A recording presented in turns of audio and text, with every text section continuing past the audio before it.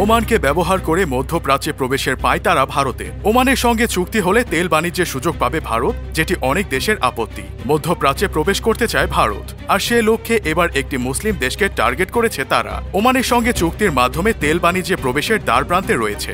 দেশটির সঙ্গে লোভনীয় বাণিজ্য চুক্তি করে তবেই হরমুজ প্রণালীর টিকিট পাচ্ছে ভারত। এই চুক্তি কেবল অর্থনৈতিক দিক থেকেই লাভজনক নয়, ভারতের কৌশলগত দিক এটি অত্যন্ত গুরুত্বপূর্ণ। কেননা ওমানের অবস্থান মধ্যপ্রাচ্যের একটি কৌশলগত জায়গায়। জাহাজ চলাচলের ক্ষেত্রে ওমানের ভূমিকা অত্যন্ত গুরুত্বপূর্ণ। ফলে এই চুক্তির মাধ্যমে মধ্যপ্রাচ্যের বাণিজ্যে ভারতের অংশগ্রহণ আশা করা হচ্ছে।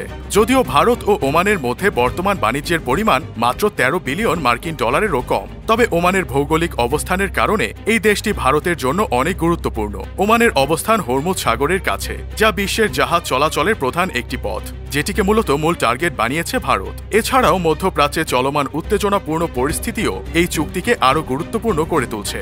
ইসরায়েল ফিলিস্তিনি সংঘাতের পাশাপাশি ইয়েমেনে চলমান গৃহযুদ্ধ জাহাজ চলাচলের পথগুলিকে ঝুঁকির মধ্যে ফেলেছে। এই অস্থির পরিস্থিতিতে ওমানের সঙ্গে সুসম্পর্ক ভারতের পক্ষে কৌশলগতভাবে লাভজনক। উল্লেখ্য, ভারত সরকার গত কয়েক বছরে পারস্য উপসাগরের দেশগুলির সঙ্গে দ্বিপাক্ষীয় বাণিজ্য চুক্তি করার চেষ্টা চালিয়েছে। কারণ পারস্য উপসাগরের দেশগুলির সঙ্গে একত্রে গঠিত জিসিসি বা গালফ কোঅপারেশন কাউন্সিলের সঙ্গে চুক্তি করার ক্ষেত্রে ভারত এখনও সফল হয়নি। এই চুক্তির ফলে ভারত ওমানের কাছ থেকে কৃষিপণ্য, রত্ন ও গয়না, চামড়া, যানবাহন, চিকিৎসা সরঞ্জাম, মেশিন তৈরির যন্ত্রপাতি এবং কাপড়ের মতো 3 বিলিয়ন মার্কিন ডলারের মতো পণ্য আমদানি করতে পারবে শুল্ক ছাড়াই। অন্যদিকে ভারত ওমানের কিছু পেট্রোকেমিক্যাল, অ্যালুমিনিয়াম এবং তামারের উপর শুল্ক কমাবে। তবে এই ধরনের পণ্য আমদানি একটি নির্দিষ্ট পরিমাণের মধ্যে সীমাবদ্ধ থাকবে। নির্বাচনের ফলাফল 4 জুন ঘোষণা হবে। সেই নির্বাচনে জয়ী সরকারের অনুমোদন লাভের পর এই চুক্তি স্বাক্ষরিত হবে বলে জানা গেছে। প্রধানমন্ত্রী নরেন্দ্র মোদীর আবারও নির্বাচনে জয়লাভের সম্ভাবনা বেশি,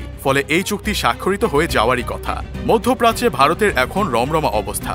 দেশটি ইতিহাসের আর কোনো সময়ই মধ্যপ্রাচ্যে এত সাফল্য পায়নি।